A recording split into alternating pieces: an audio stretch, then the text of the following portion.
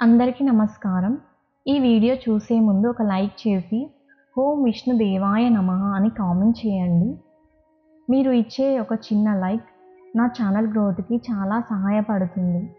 ఉత్పన్న ఏకాదశి వ్రతకథ ప్రారంభం.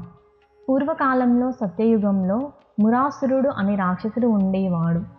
అతడు బహుబలవంతుడు, దానవ గణాధిపతిగా పేరొందినవాడు. అతనికి అనేక బంధువులు, దానవ సైన్యములు ఉండేవి. దేవతలందరినీ ఓడించి స్వర్గాన్ని కూడా ఆక్రమించాడు. దేవతలు భయంతో బ్రహ్మదేవునికి వద్దకు వెళ్ళి ఇలా ప్రార్థించారు: బ్రహ్మదేవ, మురాసురుడు మమ్మల్ని స్వర్గం నుండి తరిమేశాడు.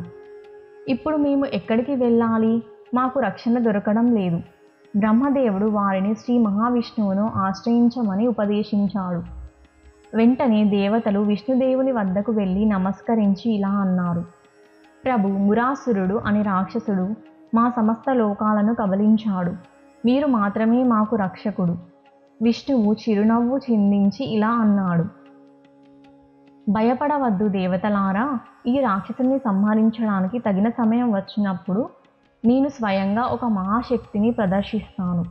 ఇంతలో మురాసురుడు భూమిలోనే దాగి ఉన్న విష్ణువుని అనేక రూపాలలో సరిచూడడానికి బయలుదేరాడు. ఆయనకు ఎదురుగా మహావిష్ణువు వైకుంఠం నుండి యుద్ధ కవచంతో బయటకు వచ్చాడు. ఇద్దరి మధ్య భయంకరమైన యుద్ధం ప్రారంభమైంది. ఈ యుద్ధం వేల సంవత్సరాల పాటు కొనసాగింది.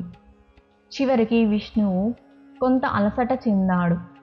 కొద్దిగా విశ్రాంతి తీసుకోవడానికి బదరికాశ్రమం సమీపంలోని ఒక గుహలోకి వెళ్ళి నిద్రలోకి జారుకున్నాడు. ఆ సమయంలో మురాసురుడు వచ్చి ఆ గుహలోకి ప్రవేశించాడు. ఇప్పుడు ఈ విష్ణువు నిద్రలో ఉన్నాడు.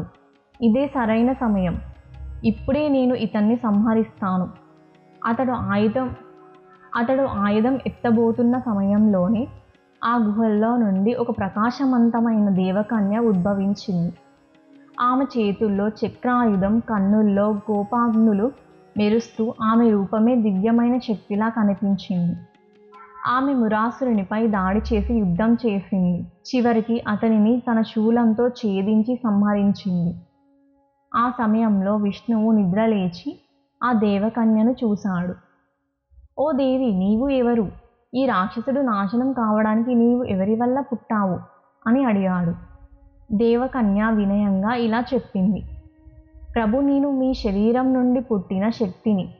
మీరు నిద్రలో ఉన్నప్పుడు ఈ మురాసురుడు మిమ్మల్ని సంహరించాలనుకున్నాడు. నేను మీ రక్షణ కోసం జన్మించాను. విష్ణువు ఆనందించి ఇలా అన్నాడు: ఓ దేవి, నువ్వు నిజంగా మహాశక్తివంతురాలు. నీవు నా శరీరం నుండి ఉద్భవించావు కాబట్టి నీకు ఉత్పన్న అనే పేరు శాశ్వతంగా ఉండును. నీవు పుట్టిన ఈ తిథి నుండి ప్రజలు ఉపవాసం నుండి నిన్ను స్మరిస్తే వారికి నేను వైకుంఠంలో స్థానం ప్రసాదిస్తాను.